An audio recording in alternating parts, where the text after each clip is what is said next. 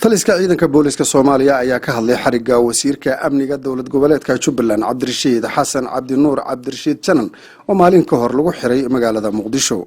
taliya ku-xigeenka booliska Soomaaliya General Sakiya Xuseen Axmed ayaa sheegtay in uu run yahay xariga Cabdirashiid Janan uuna ku jiro gacanta laanta baarista dambiyada Soomaaliya ee CID-da.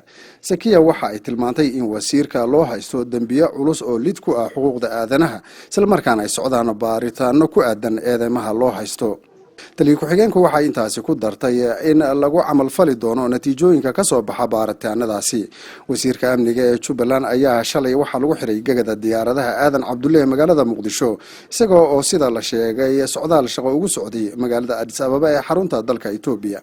guddiga nabadgelyada ee Jubbaland ayaa maanta waxa uu soo saaray war qoraal ah oo uu ku sheegay in xariga wasiirku yahay sharci darro isla markaana waxa uu ku dalbaday in loo soo celiyo xorriyadiisa. wixii waraha ee ka soo kordha xiritaanka wasiirka amniga ee Jubbaland wararkeena soo aadan ayaad kula socon doontaan haddii ay baydmo.